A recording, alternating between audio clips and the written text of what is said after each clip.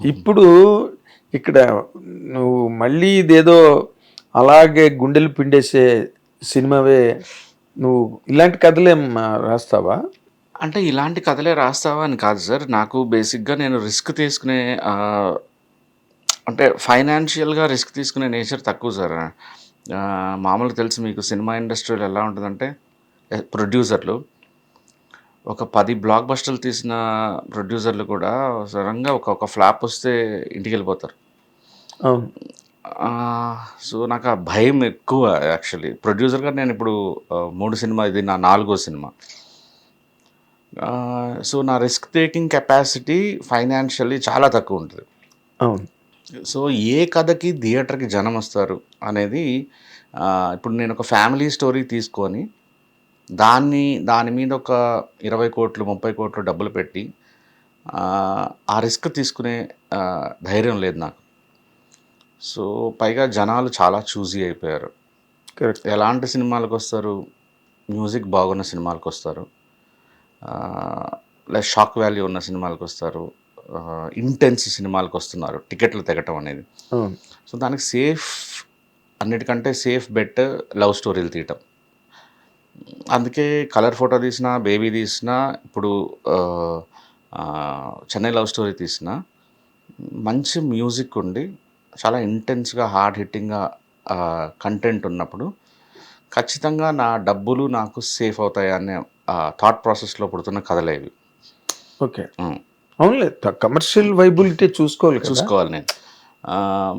నిజంగా ఒక్కసారి జనం మళ్ళీ ఒక కలిసుందాం అలాంటి సినిమాలు, ఒక మంచి ఫ్యామిలీ ఓరియెంటెడ్ సినిమాలకి కూడా, ఒక ఫీల్ గుడ్ సినిమాలకు కూడా మంచి నంబర్లు, స్టార్స్ లేకుండా నేను చెప్పేది. అవును. వితౌట్ స్టార్స్ మంచి నంబర్లు వస్తున్నాయన్నప్పుడు నేను కూడా ఆ లవ్ స్టోరీస్ నుంచి పక్కకొచ్చి అవి కూడా ఆలోచించడం మొదలెడతాను అంతే. As of now love stories మంచిగా వర్క్ అవుతున్నాయి నాకు. నేను పెట్టిన డబ్బులకి నాకు రిటర్న్స్ రావటం కానీ అంత సింపుల్ కమర్షియల్ థాట్ ప్రాసెస్ అంతే సార్, అంతే. అంటే ఇప్పుడు చెన్నై లవ్ స్టోరీకి సంబంధించినంత వరకు కమర్షియల్ యాంగిల్ ఇదండి అని సినిమాలో చెప్పడానికి ట్రైలర్ అంతా కూడా చాలా ఫీల్ గుడ్ ఉన్నది. అండ్ పాటలు కానీ, కిరణ్ అబ్బవరం కానీ, గౌరీ కానీ, వాళ్ళ కాంబినేషన్స్, ఆ డైలాగులు అన్నీ చాలా బాగున్నాయి. బట్ చాలా ఏదో ఒక పోయిటరీ లాగా ఉన్నది. దాంట్లో కమర్షియల్ అపీల్ ఎట్లాగ మీరు డ్రైవ్ చేశారు? ఇప్పుడు మెయిన్ ప్రాబ్లం చెన్నై లవ్ స్టోరీతో ప్రాబ్లం ఏమొస్తుందంటే సార్, నేను పర్సనల్గా బిలీవ్ చేసేది చాలా విషయాల్లో బేబీ కంటే కూడా ఇది చాలా అహెడ్ ఉంటుంది సార్ సినిమా. ఓకే.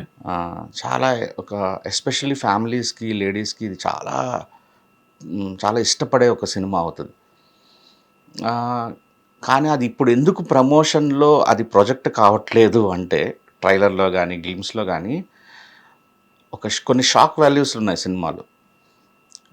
కథ రాసుకునేటప్పుడే నాకు తెలిసింది.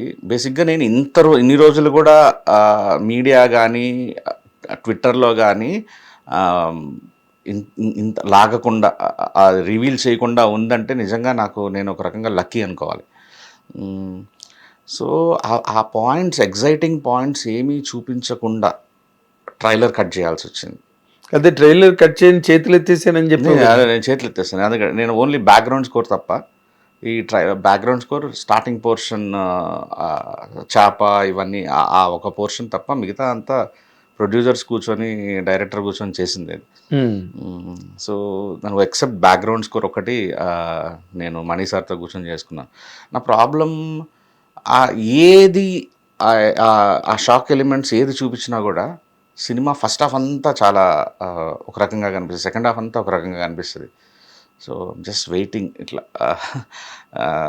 ఇది క్లాస్ సినిమాగా, చాలా పోయిట్రీ సినిమాగా అనిపిస్తున్నట్టు మీకు అనిపించవచ్చు, కానీ like very very very very intense shocking film.